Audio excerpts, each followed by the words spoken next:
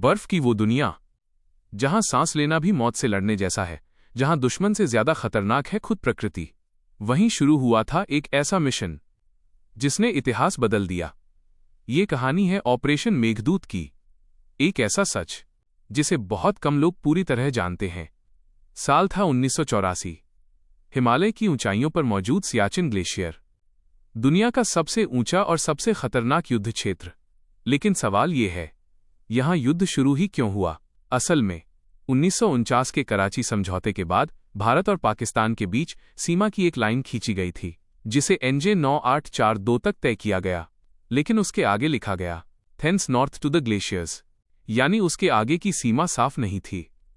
बस यही एक लाइन आगे चलकर विवाद बन गई। 1970 और 80 के दशक में दोनों देशों ने इस इलाके पर दावा जताने के लिए विदेशी पर्वतारोहियों को अनुमति देना शुरू कर दिया, ताकि दुनिया को दिखाया जा सके कि ये इलाके उनका है। धीरे धीरे हालात ऐसे बन गए कि पाकिस्तान इस इलाके पर कब्जा करने की योजना बनाने लगा, जिसका नाम था ऑपरेशन अबाबील। लेकिन भारत को इसकी भनक लग चुकी थी।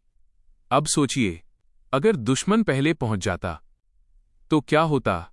सियाचिन सिर्फ बर्फ का रेगिस्तान नहीं है, ये एक रणनीतिक जगह है जो भारत, पाकिस्तान और चीन के बीच बेहद अहम स्थिति में है। अगर पाकिस्तान यहां कब्जा कर लेता तो भारत के लिए खतरा कई गुना बढ़ जाता। इसलिए भारत ने एक ऐसा फैसला लिया जिसने पूरी बाजी पलट दी। 13 अप्रैल 1984 सुबह का वक्त, भारतीय सेना ने अचानक एक गुप्त मिशन शुरू किया। नाम था ऑपरेशन मेघदूत। यह एक प्री-एम्पेटिव स्ट्राइक थी, यानी दुश्मन के हमला करने से पहले ही हमला।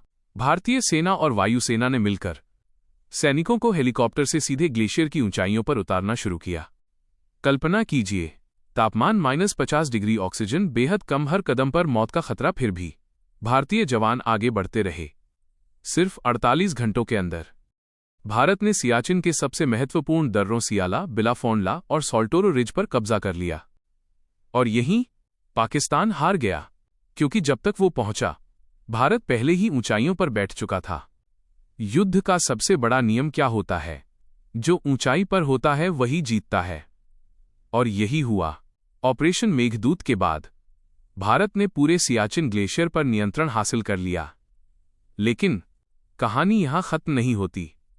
असल में यह युद्ध बंदूक से ज्यादा प्रकृति के खिलाफ था। यहां दुश्मन की गोली से कम ठंड, बर्फीले तूफान और ग्लेशियर की दरारों से ज्यादा सैनिक शहीद हुए। सोचिए, जहां पानी भी बर्फ बन जाता है, जहां शरीर काम करना बंद कर देता है, वहां जवान महीनों तक तैनात रहते हैं। यही है असली सच्चाई। ऑपरेशन मेघदूत सिर्फ एक सैन्य ऑपरेशन नहीं था, ये एक हिम्मत की कहानी थी, जहां इंसान ने प्रकृति को चुनौती दी। इस ऑपरेशन के बाद भारत और पाकिस्तान